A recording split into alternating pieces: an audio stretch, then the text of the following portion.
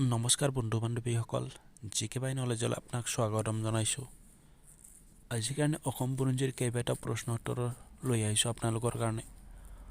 আশা কৰি ভিডিঅ' এটা চাই বহুতো লাভৱান হ'ব বুলি আশা ৰাখিছোঁ। ভিডিঅ'টো চাই ভাল লাগিলে প্লিজ চেনেলটো ছাবস্ক্ৰাইব কৰিব, লগতে লাইক কমেণ্ট শ্বেয়াৰ কৰিব। আহক আজিৰ প্ৰথম প্ৰশ্নটো লৈ যাওঁ। যে আজিৰ প্ৰথমটো প্ৰশ্ন হ'ল, চিলাৰায়ে প্ৰথম আহোম ৰাজ্য আক্ৰমণ কৰিছিল কিমান চনত? এ 1546 চনত, বি 1646 চনত, চি 1449 চনত, ডি 1826 চনত। ক'ব লাগিলে ইয়াৰ শুদ্ধ উত্তৰটো হৈছে অপশ্যন এ নম্বৰটো। 1546 চনত চিলাৰায়ে প্ৰথম আহোম ৰাজ্য আক্ৰমণ কৰিছিল। এই নম্বৰটো শুদ্ধ উত্তৰ। আজিৰ দ্বিতীয় নম্বৰ প্ৰশ্নটো হ'ল, খুৰা ৰজাৰ আচল নামটো কি আছিল? অপশ্যন এ চুকামফা, অপশ্যন বি চুলেননফা আৰু অপশ্যন বি চুহুংমুং আৰু অপশ্যন চি ডি চুকেননফা। ইয়াৰ শুদ্ধ উত্তৰ হৈছে অপশ্যন এ নম্বৰটো, এ চুকামফা। খুৰা ৰজাৰ আচল নামটো আছিল। এই নম্বৰটো শুদ্ধ উত্তৰ। তৃতীয় নম্বৰ প্ৰশ্নটো হ'ল, কিমান চনত জয়সাগৰ পুখুৰীটো খন্দোৱা হৈছিল? কিমান চনত? এ 1679 চনত, বি 1697 চনত, চি 1497 চনত আৰু ডি 1897 চনত। যে ইয়াৰ শুদ্ধ উত্তৰ হৈছে আপোনাৰ অপশ্যন বি নম্বৰটো, 1697 চনত জয়সাগৰ পুখুৰীটো খন্দোৱা হৈছিল। আজিৰ পৰৱৰ্তী 4 নম্বৰ প্ৰশ্নটো হ'ল, চুকাফাই আহোম ৰাজ্য স্থাপন কৰিছিল কিমান চনত? ইয়াৰ প্ৰথম অপশ্যনটো আছে এ 1228 খ্ৰীষ্টাব্দত, বি 1245 খ্ৰীষ্টাব্দত, চি আৰু 1230 খ্ৰীষ্টাব্দত, ডি 1250 খ্ৰীষ্টাব্দত। যে ইয়াৰ শুদ্ধ উত্তৰটো হৈছে আপোনাৰ এ 1228 খ্ৰীষ্টাব্দত চুকাফাই আহোম ৰাজ্য প্ৰথম স্থাপন কৰিছিল। আজিৰ 5 নম্বৰ প্ৰশ্নটো হ'ল, তুৰ্বক সেনাপতিৰ লগত যুঁজ কৰা আহোম মহিলাগৰাকীৰ নাম কি আছিল? অপশ্যন এ মূলাগাৰ, option B Ramani Kapoor, option C Sati Joymoti আৰু ডি চিত্ৰলেখা। ইয়াৰ শুদ্ধ উত্তৰটো হৈছে আপোনাৰ অপশ্যন এ নম্বৰটো, মূলাগাবৰু।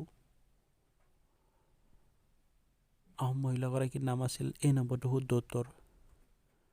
নেক্সট পৰৱৰ্তী 6 নম্বৰ প্ৰশ্নটো হ'ল, আহোমসকল কোন জনগোষ্ঠীৰ লোক আছিল? Option A Bodo, option B Tai, option C Mising আৰু অপশ্যন ডি কাৰ্বি। ইয়াৰ শুদ্ধ উত্তৰ অপশ্যন বি নম্বৰটো, আহোমসকল টাই জনগোষ্ঠীৰ লোক আছিল। পৰৱৰ্তী প্ৰশ্ন 7 নম্বৰ প্ৰশ্নটো হ'ল, বৰ্তমান কোনখন চহৰক আহোম স্বৰ্গদেউসকলৰ শেষ ৰাজধানী বুলি ক'ব পাৰি বা আছিল? যোৰহাট, শিলচৰ, গুৱাহাটী এটাও নহয়। যে ইয়াৰ শুদ্ধ উত্তৰ অপশ্যন এ নম্বৰটো, যোৰহাট। আহোম স্বৰ্গদেউসকলৰ শেষ ৰাজধানী আছিল যোৰহাট। আজিৰ 8 নম্বৰ প্ৰশ্নটো হ'ল, কোনজন আহোম ৰজাই ৰংঘৰটো নিৰ্মাণ কৰিছিল? এ প্ৰমোদ দত্ত, বি শিৱসিংহ, চি ৰুদ্ৰসিংহ আৰু ডি উদয়সিংহ। ইয়াৰ শুদ্ধ উত্তৰ হৈছে আপোনাৰ এ নম্বৰটো, প্ৰমোদ দত্ত সিংহই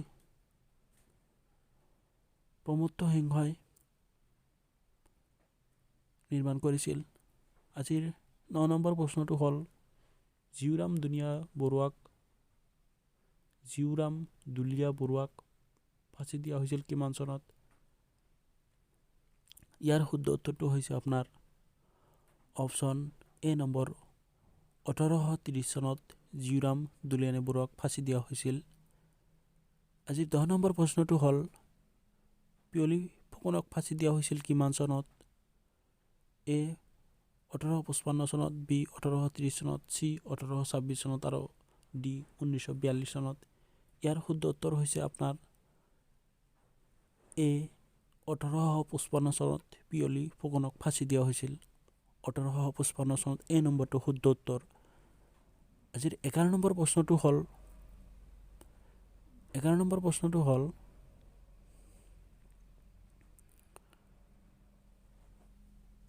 সৰি এ নম্বৰটো নহয়, ইয়াৰ শুদ্ধ উত্তৰ হৈছে আপোনাৰ অপশ্যন বি নম্বৰটো। 1830 চনত পিয়লি ফগুৰক ফাঁচি দিয়া হৈছিল। 1830 চনত বি নম্বৰটো শুদ্ধ উত্তৰ। আজিৰ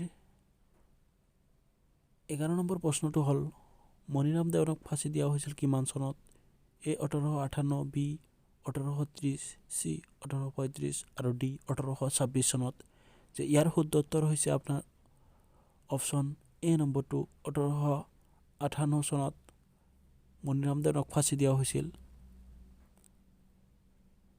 আজিৰ 12 নম্বৰ প্ৰশ্নটো হ'ল পিয়লি বৰুৱাক ফাঁচি দিয়া হৈছিল কিমান চনত? অপশ্যন এ 1855 চনত, অপশ্যন বি 1858 চনত, অপশ্যন চি 1830 চনত আৰু অপশ্যন ডি 1842 চনত। ইয়াৰ শুদ্ধ উত্তৰ হৈছে আপোনাৰ অপশ্যন বি নম্বৰটো। 1858 চনত পিয়লি বৰুৱাক ফাঁচি দিয়া হৈছিল। পৰৱৰ্তী প্ৰশ্ন হ'ল 13 নম্বৰ প্ৰশ্নটো হ'ল মোক তেজ দিয়া মই স্বাধীনতা দিম কোনে কৈছিল? Option A Subhash Chandra Bose, option B Mahatma Gandhi, option C Jawaharlal Nehru, option D ইয়াৰ এটাও নহয়। যে ইয়াৰ শুদ্ধ উত্তৰ হৈছে আপোনাৰ অপশ্যন এ নম্বৰটো। সুভাষ চন্দ্ৰ বসুৱে কৈছিল মোক তেজ দিয়া মই স্বাধীনতা দিম। এ নম্বৰটো শুদ্ধ উত্তৰ।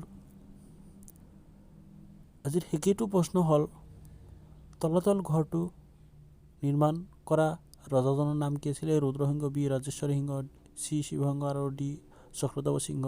যে ইয়াৰ শুদ্ধ উত্তৰ হৈছে অপশ্যন বি নম্বৰটো। ৰাজেশ্বৰ সিংহই তলাতল ঘৰটো নিৰ্মাণ কৰিছিল। ৰাজেশ্বৰ সিংহ, বি নম্বৰটো শুদ্ধ উত্তৰ। এইখিনি আছিল আজিৰ অসম বুৰঞ্জীৰ জিকে। যদি ভিডিঅ'টো চাই ভাল লাগিছে প্লিজ চেনেলটো ছাবস্ক্ৰাইব কৰিব, লাইক কমেণ্ট শ্বেয়াৰ কৰিব। পৰৱৰ্তী ভিডিঅ'টো জানি আপোনালোকৰ কাৰণে লৈ আহিও আপলোড কৰিব পাৰোঁ আৰু আপোনালোকে ভিডিঅ'টো চাব পাৰে। তাৰ কাৰণে প্লিজ বোলে চেনেলটো ছাবস্ক্ৰাইব, লাইক কমেণ্ট শ্বেয়াৰ কৰি ভিডিঅ'টো চোৱাৰ কাৰণে থেংক ইউ। সকলোকে ধন্যবাদ।